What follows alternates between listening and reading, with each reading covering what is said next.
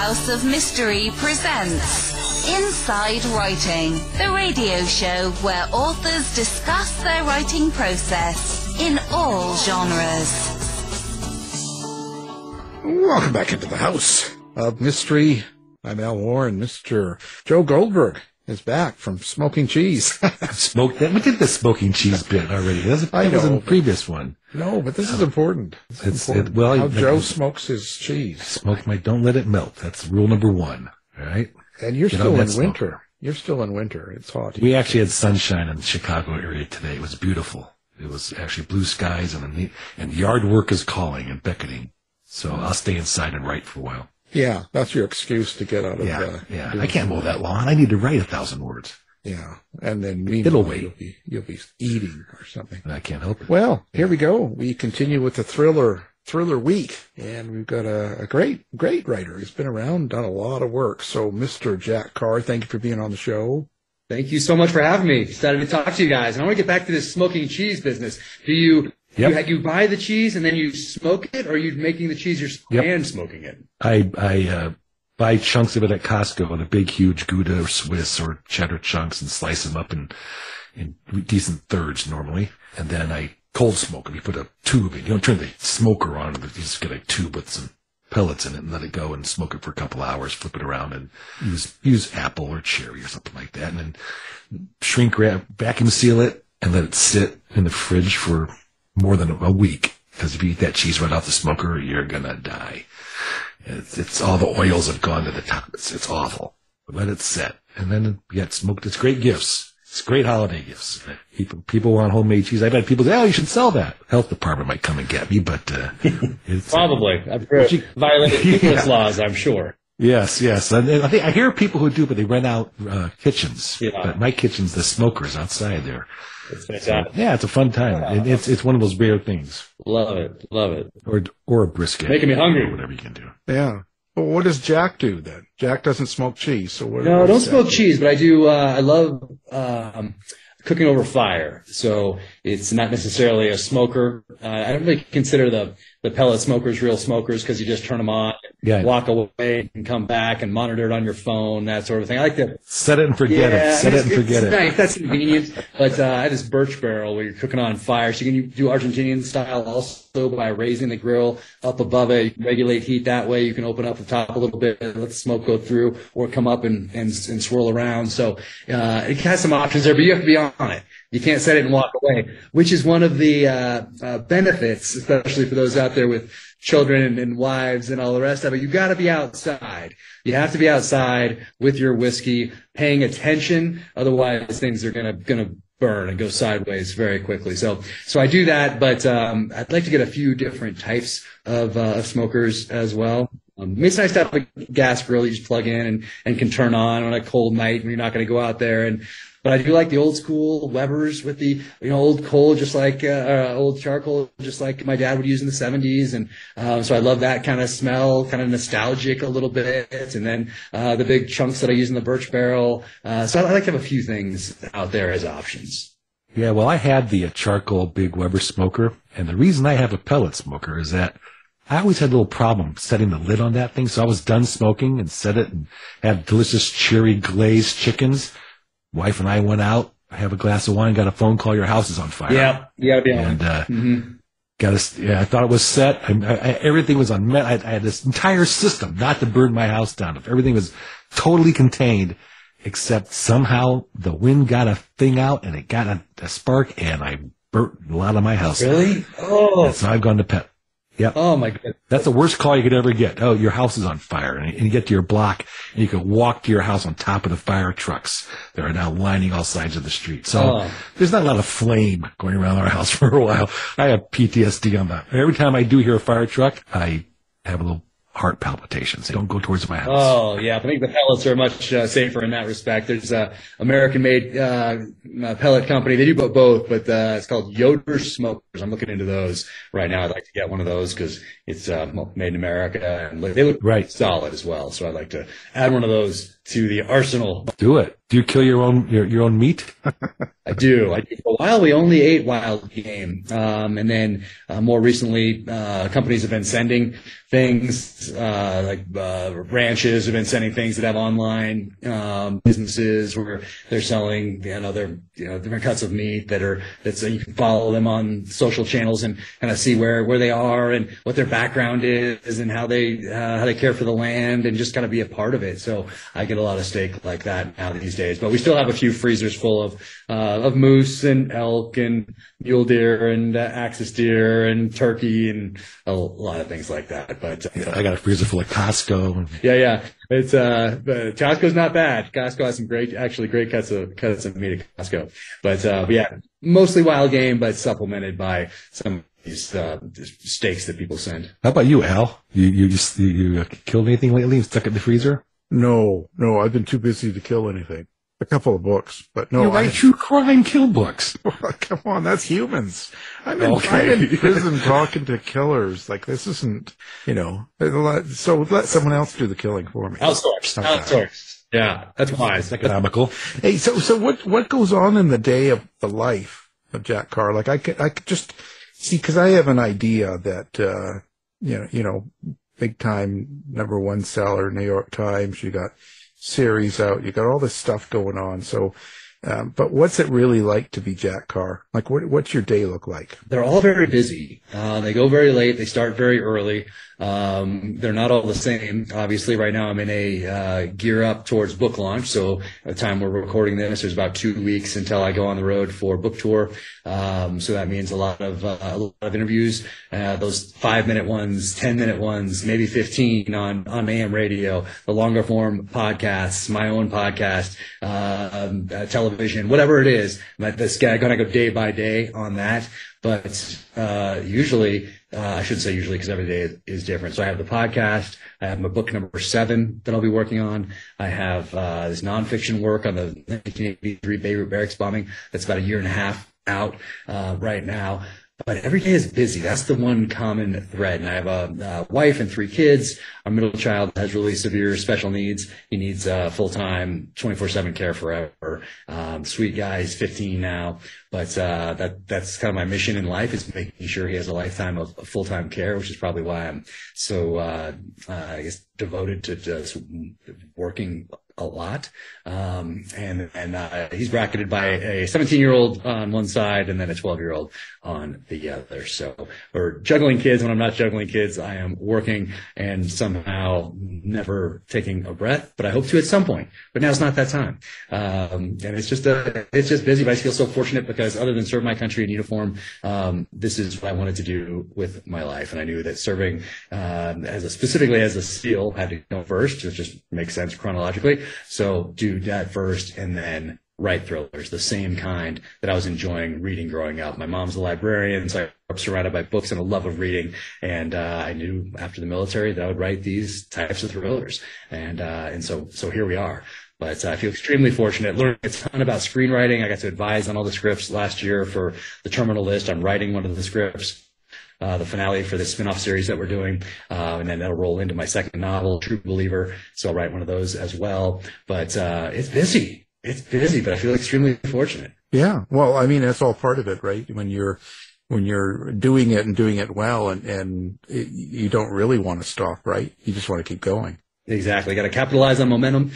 And a lot of this is, growing up, I think that, I can, as a writer, I can go live in a cabin in the mountains. I can write my novel. I send it to New York. Maybe I do an interview or two, and then I get to work on the next novel. And then in the lead up to publication of my first book in 2018, I realized that was not the case, unless you're an outlier. Today, you have to do a lot of the things that you were reliant upon your publishing house to do 20, 30, 40 years ago.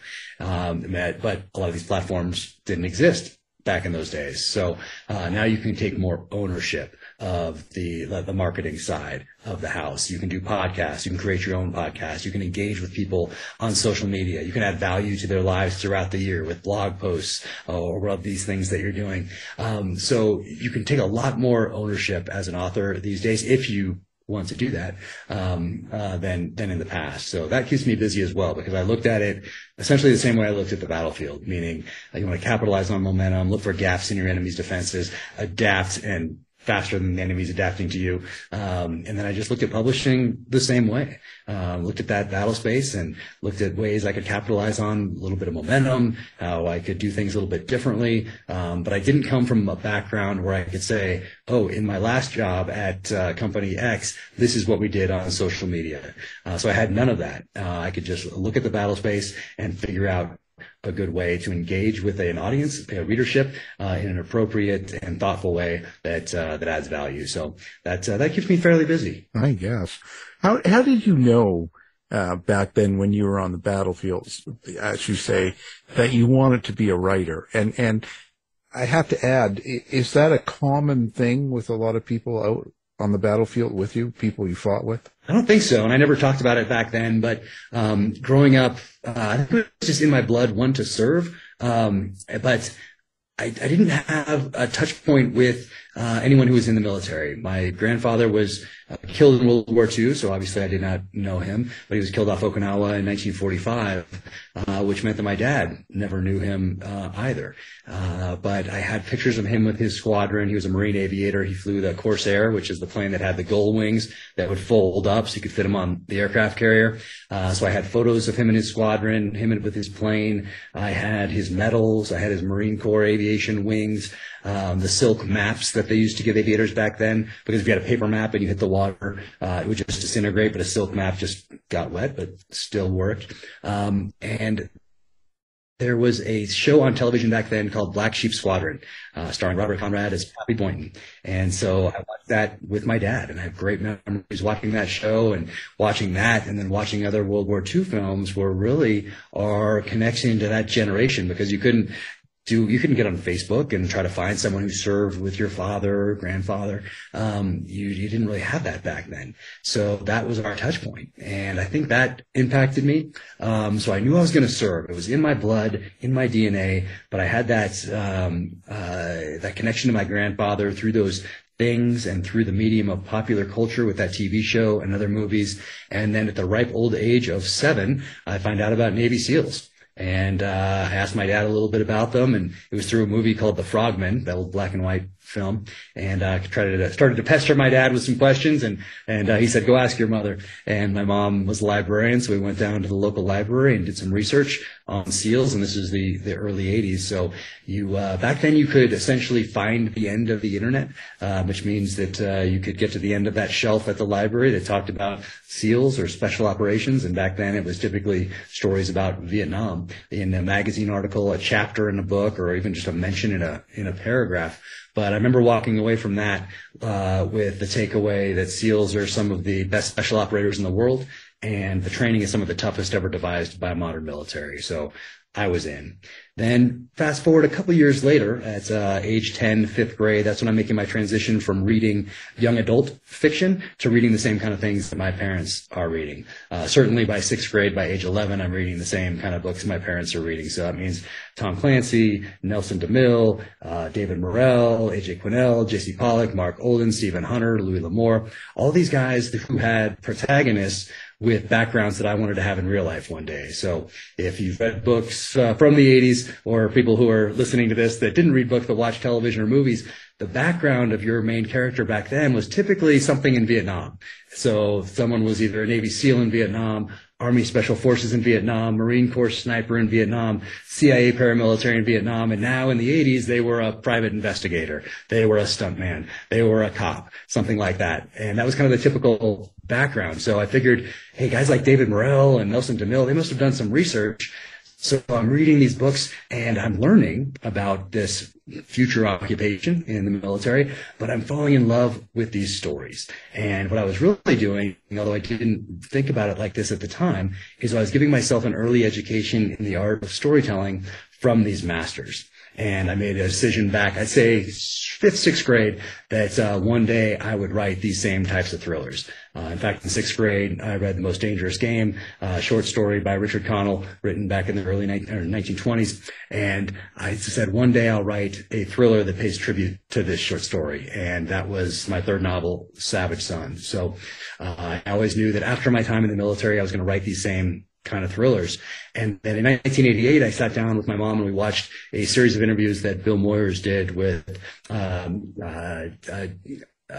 Joseph, I'm losing my mind right now. Here with 1,000 Faces, Joseph Campbell. So we watched that called The Power of Myth, and a series of books. I think it was 3 coffee table books that came out based on those interviews. But for me, hearing the story that Joseph Campbell's work influenced George Lucas with Star Wars was very intriguing. And then I think I watched or applied the hero's journey, that mythology, to all the stories that I read, all the movies that I saw, all the television shows that I watched. I watched them through that lens. And so even to this day, I very intentionally use language that even if someone doesn't recognize it, takes them back to that mythology, going into, let's say, a cavern. And I'll use terms like cavernous or gloomy or dark for that part of the hero's journey. So I always knew I was going to serve, and then I always knew I was going to write. And I feel extremely fortunate that my mom introduced me to reading at such an early age and encouraged it by making it just a natural thing.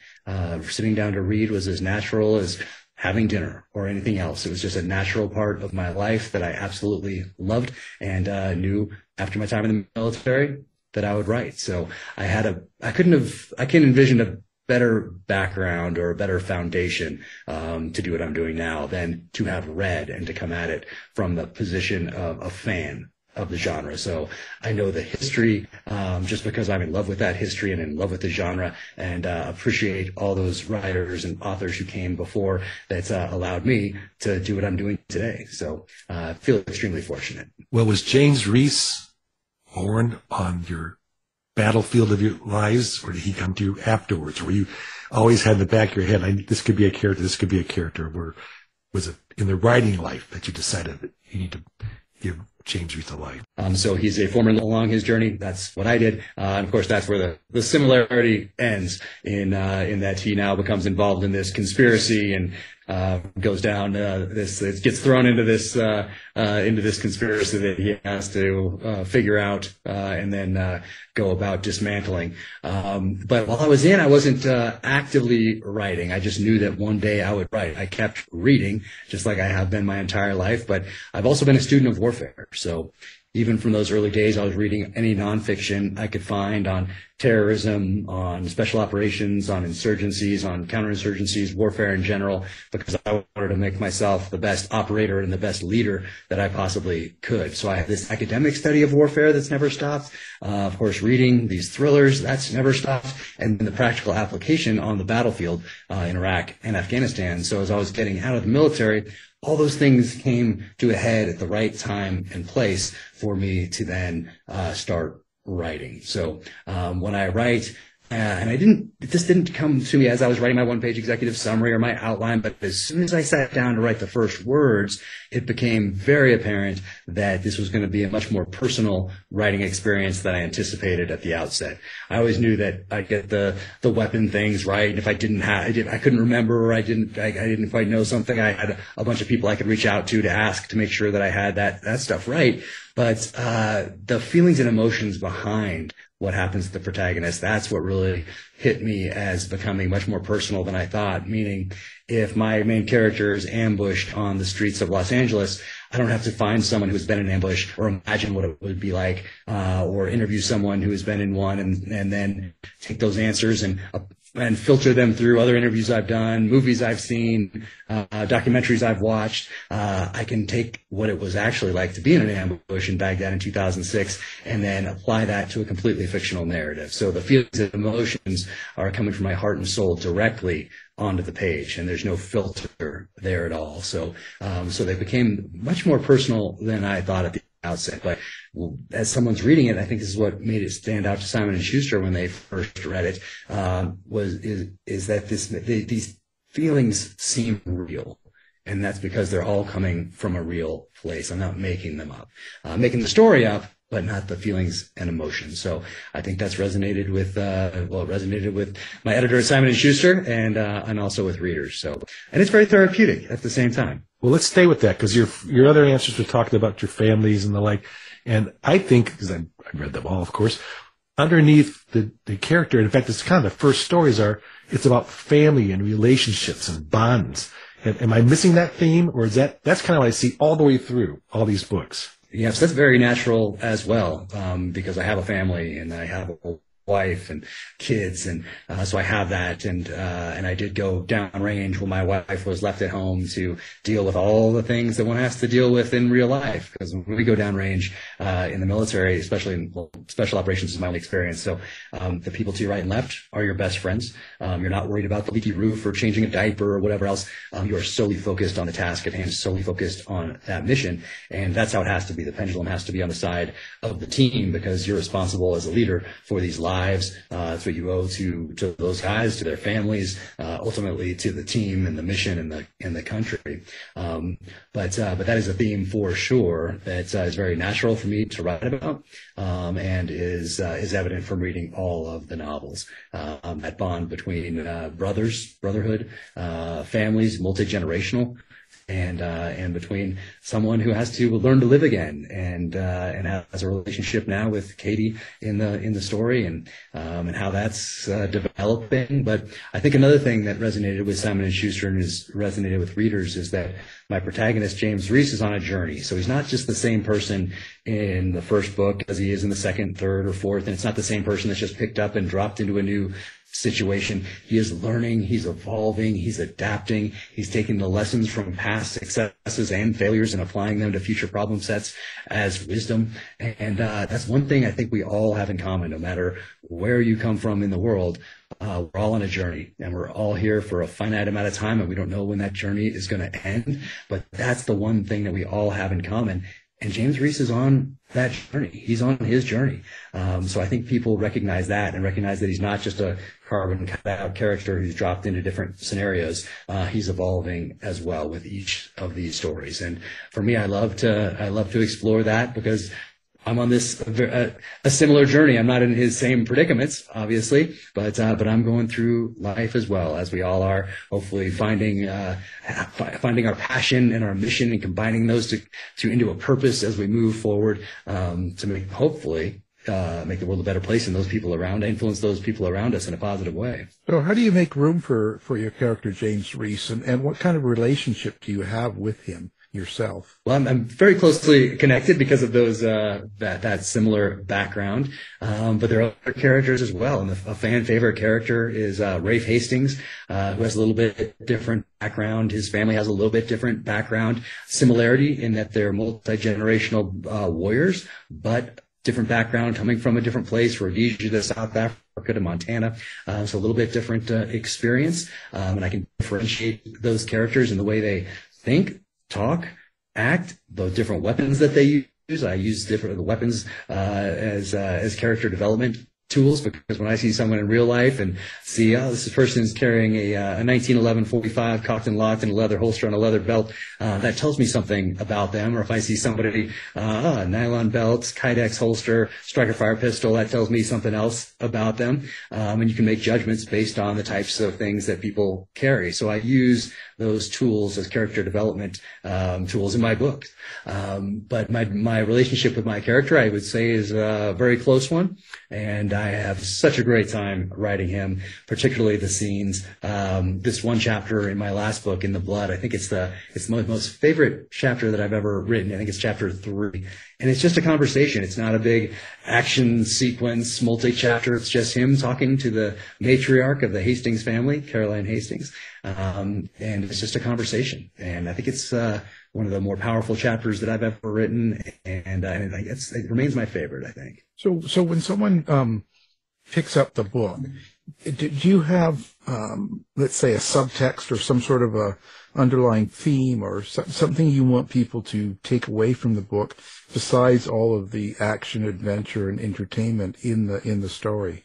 I don't start out that way. I start out with a theme, and I don't necessarily want anyone to take away a certain thing from the story. I just want it to be a story that adds value, that moves the genre forward, even if it's by a degree and is better than my last one. So each book I start with a title and a theme, because I don't want to be wasting any bandwidth thinking about the title as I'm typing away, because that's bandwidth that's not going into making the story the best that it can possibly be. So even if it's a working title, I have that done. I have a theme, and I got this from Stephen Pressfield, who and I'm glad that I misinterpreted what he said, but I thought that he said he takes a yellow sticky and writes a one-word theme that guides his writing.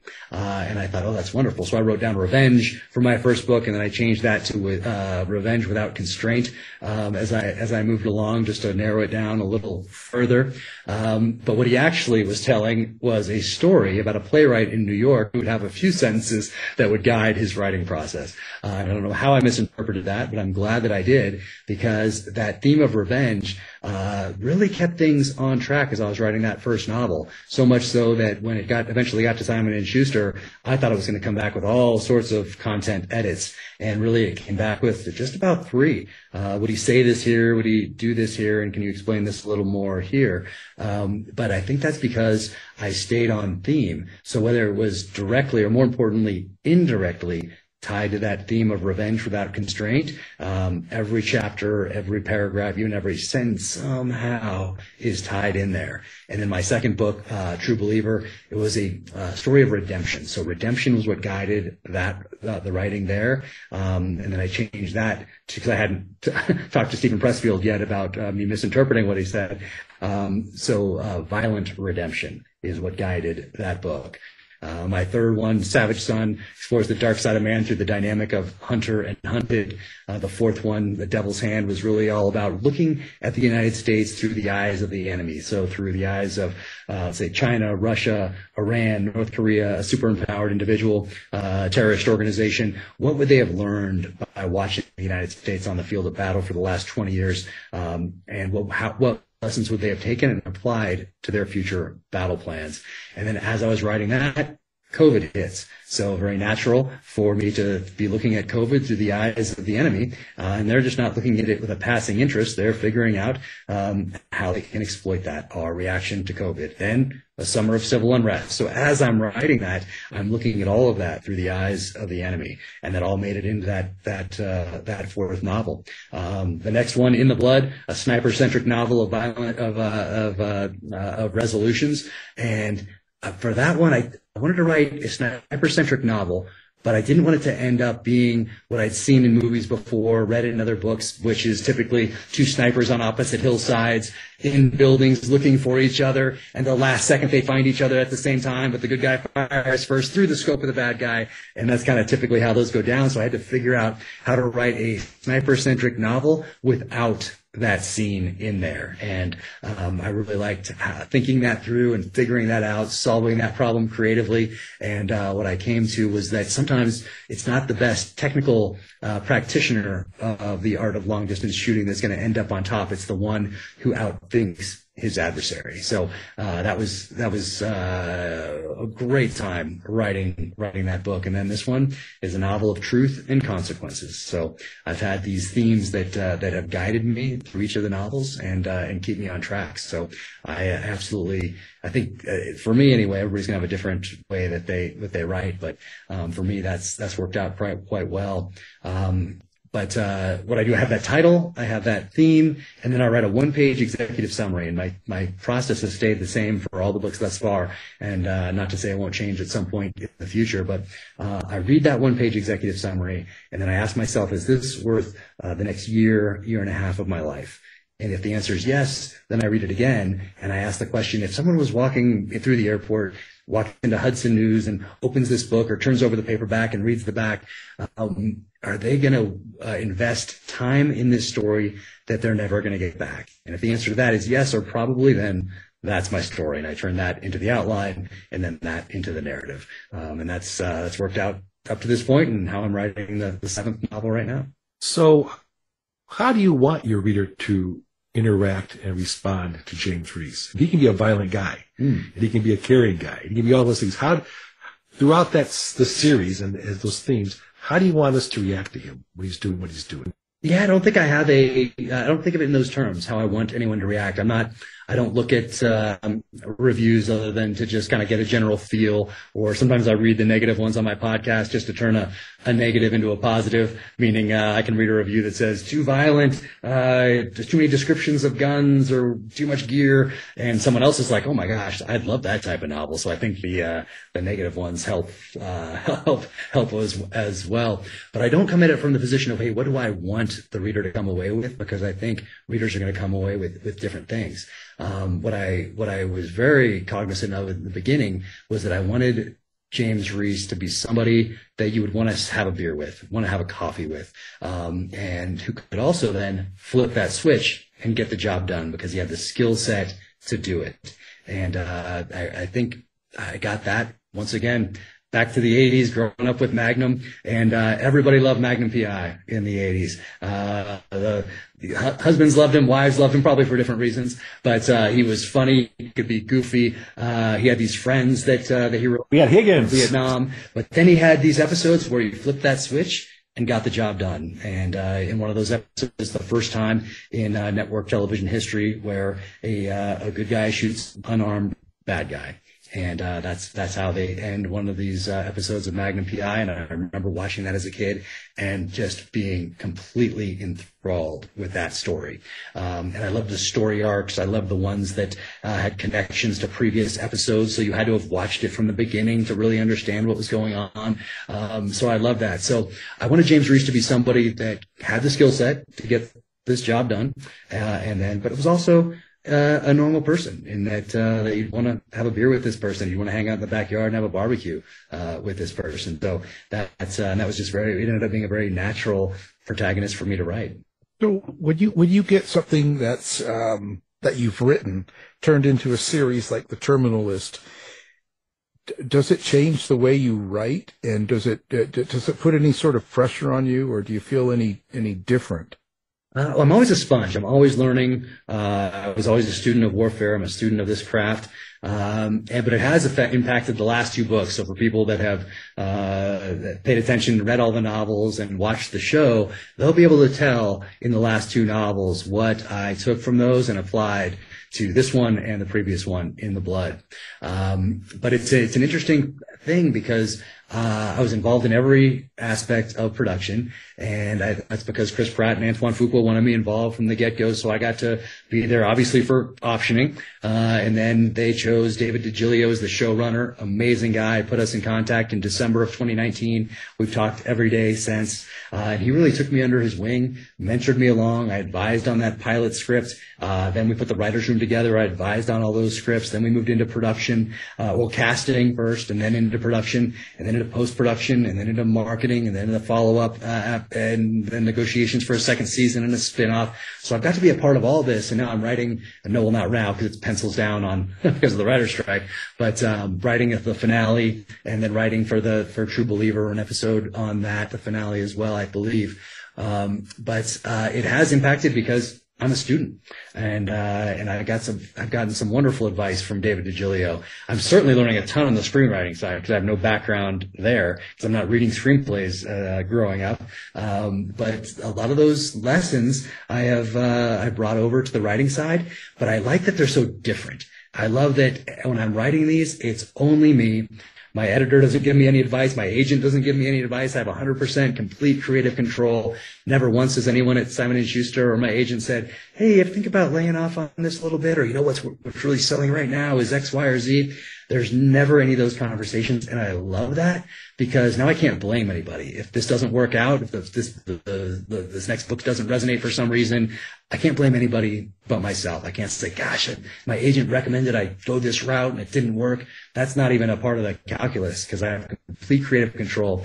And you don't have to worry about budgets. You don't have to worry about set pieces. You can do anything you want in the pages of a thriller or the pages of any novel, which is so fantastic. I love that. Now you go to screenwriting and you have to, okay, we're going to pick up 350 people and move them from state whatever it is to the other state or country X to country Y. And we're going to need how much does it cost to have a train go off the track, or you have to have a missile blow up or a plane go down or a fight on like these are big set pieces, especially when it comes to special effects and editing and everything else that goes into it. So that's part of the calculus, not part of the calculus when you're writing. You can do anything you want in the pages of a novel in screenwriting, but that's part of it also, is that you do have these constraints, which helps kind of sharpen your writing, if that makes sense, because you can't get into the character's mind. You have to do it with an action or with a look from an actor.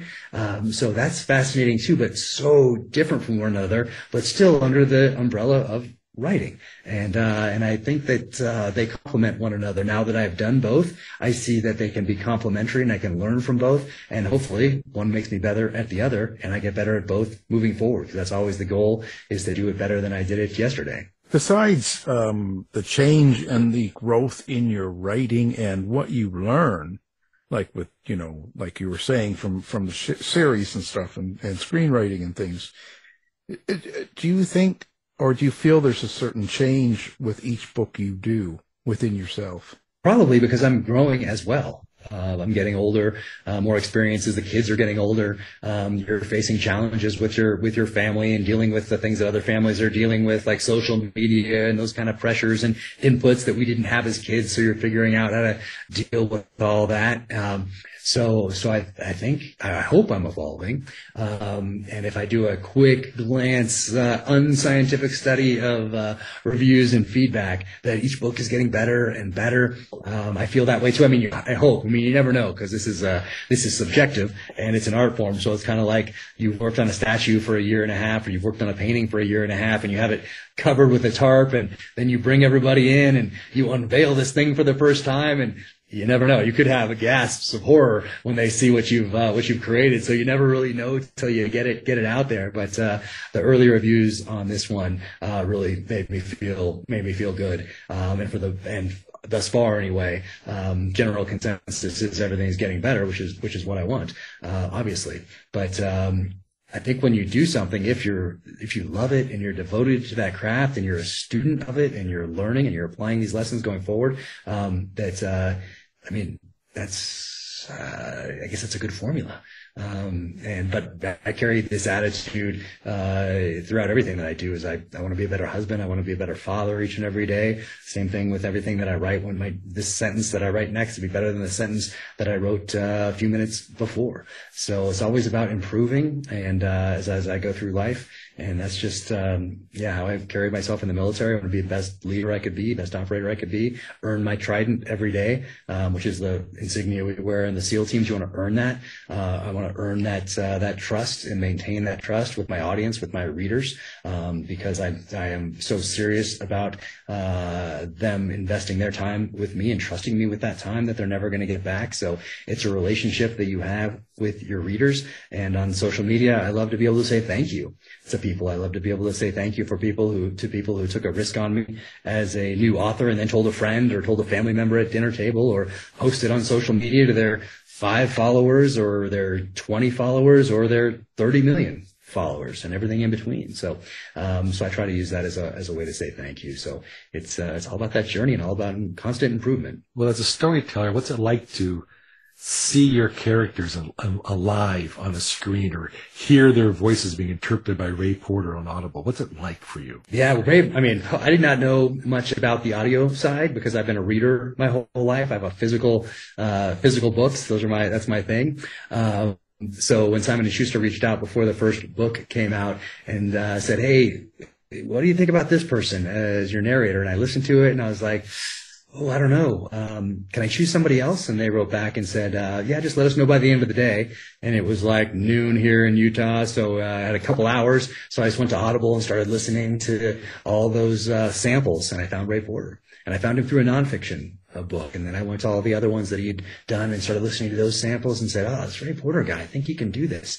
But I had no idea that he was kind of at the pinnacle of the narration, world of narration. And so I wrote back to Simon & Schuster and said, how about Ray Porter? And they said, well, we can ask him. And they did. And he said yes. And now we're great friends. And the first book was up for audio book of the year. And we went to New York and put on the tuxes and had some drinks together. And it was up there next to Ruth Ware and Stephen King. And so for me as a brand new author, that was amazing. And Ruth Ware won that year. But that was incredible. And I didn't realize that people follow narrators from project to project, just like you'd follow, if you didn't listen to books and read them, you'd follow an author. So I didn't really realize that. So I got very fortunate with that, with picking Ray. And then for seeing the characters on the screen. So when I sat down to start writing this book in December of 2014, I think that's when I wrote the first word. So I'm still in the military, but I'm not taking guys downrange anymore. So it's time for me to get out and have some time to have some time on my hands, because when you get out of this gigantic bureaucracy called the military, it takes a little time. You have to go get read out of secret programs and go to medical and dental and do all these things. So you have a little time. So I started writing, and as a child of the 80s, of course, it makes sense to choose the actor you want to portray your main character. So I sat down to write and decided Chris Pratt would play James Reece. And he hadn't risen to A-list stardom yet. He was in Parks and Rec on NBC, so a sitcom where he's kind of overweight and jovial and likable. And then he played a SEAL operator in Zero Dark 30, and he got in shape. And so I saw that transition, and I thought, you know what, this guy could pull this off. He probably needs to do something like this as I look at his career. And he seems inherently likable on and off screen. So I thought Chris Pratt will play my main role. And since I'm picking my actor, I might as well pick my director. So I thought, you know what, this feels like a perfect book for Antoine Fuqua. And I love what Antoine had done, also with Point of Impact. He turned that into Shooter. Of course, Training Day, Tears of the Sun, just such a great guy. Now we're friends, and he is just a creative genius and such a good person as well. And so I chose both those guys, and then I thought, well, Emily Besser will be my publisher, because I looked in the back of Brad Thor's books and Vince Flynn's books, and they're both thanking somebody named Emily Bessler. So I picked her as well. Of course, none of these people know I exist then. And then the way it all came together with all of those people involved in this project and Chris Pratt bringing my character to life, is a little bit crazy. But he's the one that I wanted to see do this, and he ended up doing it.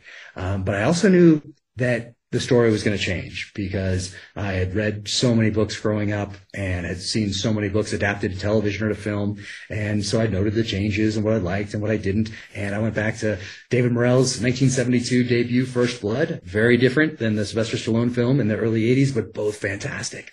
So I knew there would be changes, and I got to talk to the showrunner about that very early on, my understanding that, of course, there are going to be changes. We're telling a story through a visual medium right now. So, but to see it brought to life, I could not be more thrilled.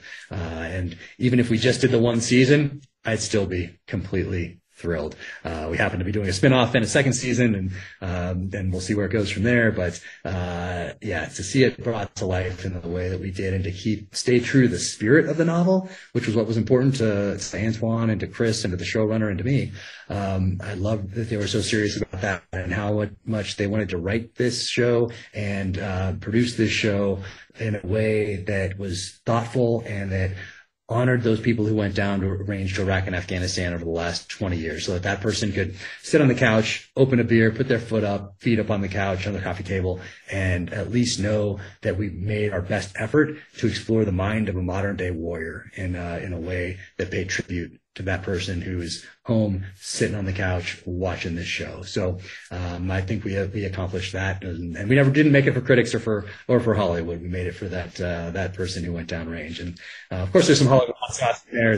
There has to be a little Hollywood hot sauce in there, but to move the story forward. But if we can stay anchored in the spirit and anchored in the authentic nature of a modern warrior's mindset, then that's a success. Are you conscious of the violence or the sex that you write on the page? I mean, I'm conscious of it because I'm writing it, but you mean the impact? Yeah, but no, do you think about it? Yeah, do you think about how about how violent or how sexual and those kind of natures that you write, and has it changed? No, I think about it but I don't overthink it. And, this is a story, but I don't want to, I'm not going to play that cop-out card where I say, oh, I just want to write it because so people realize how horrible it is. No, there are vehicles for moving the story forward. So I embrace it. And having experienced, violence downrange, and violence is a very natural part of the human condition. It shouldn't come as a shock, really, to anyone. If they're worried about that, there are plenty of other books out there to read. But I don't think about it in terms, because I want this just to stay true to the story, and so I don't think of it in terms of, well, I shouldn't write this because of X, Y, or Z, or how is this going to play to this audience or this readership, or I could be alienating somebody with this. No, I just want to make the best story that I possibly can. And however I do that is how it comes out. So I want to stay true to the story and not be, manipulated by how someone might take it or how society might take it. It's all about the art form. And I make no apologies for it. Well, you have a great hero. How about the bad guys? How do you interact or feel or deal with the bad guys for yourself? Yeah, that's really fun. Because bad guys are usually new, not all the time, some continue, but a lot of times they're new, so you don't know them yet. You know your returning characters, your protagonist, of course, your supporting cast. They're developing and they're growing, but you generally know them.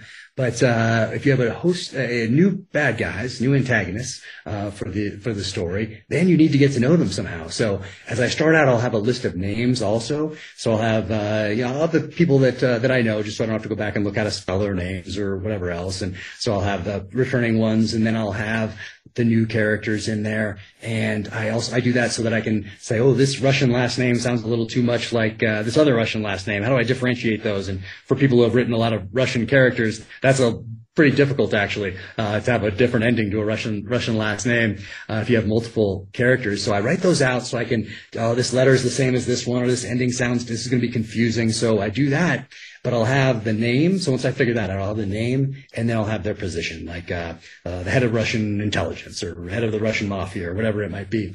But I don't know them yet. And I don't get to know them until I start writing them, and I get to know them through dialogue, through their interaction with other characters. I can have a little bit of background maybe on there, but I don't know them. And when I start writing the dialogue, that's when I really get to know, especially those bad guys, because usually they're James Reece takes care of them in a previous novel, and now I have some new bad guys that need to be dealt with. But I get to know them through that dialogue, and for me, that is very fun because it's new, and you're having these people go back and forth, and I don't know if their conversation is going to take a page, 2 pages, 3 pages, 10 pages, because it's a conversation, and that's the way I get to know them. So for me, that's a lot of fun, writing those bad guys. Well, that's fantastic. So listen, this is a silly question, but I was going to say, how do people find you? Like website and social media and all that, but I'm sure people already have a lot of that. But let's give it out just to make sure. Yeah, officialjackcarr.com. That's my website, and there's a merch section in the upper right hand corner. There's a blog that I try to update fairly regularly with reading lists and things like that. Just keep people updated. There's a newsletter people can sign up for. I have a podcast called Danger Close. That's on Apple Podcast, Spotify, and on my YouTube channel, the Jack Carr YouTube channel.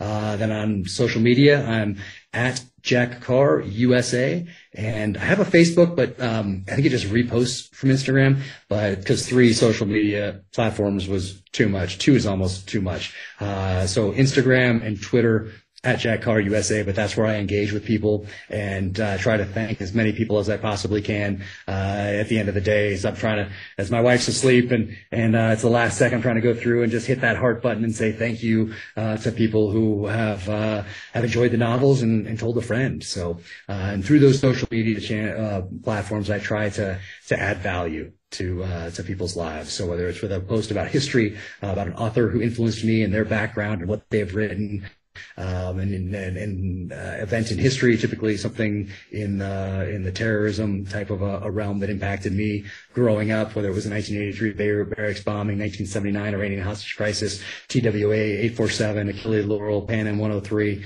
a host of attacks in Europe during the 80s in nightclubs and cafes. I try to write about those in a thoughtful way, so that people don't forget. So I do that as well, and just try to interact and say thank you. So that's so I'm out there, and I really appreciate everybody that takes the time to engage. Well, we appreciate you being on the show. We'll have all of that up on our site as well. So, of course, the new book, Only the Dead, a thriller, and it's Terminal List Book 6. So thank you for being here, Mr. Jack Carr. Thank you so much for having me. It's I love talking about books and reading, as you can tell. Can't tell at all. You've been listening to the House of Mystery radio show. To find out more about our guests, hosts, or show, go to www.houseofmystery.com. Show's over for now. Was it as good for you as it was for me? Well, good night. This has been a production of Something Weird Media. I'll be back.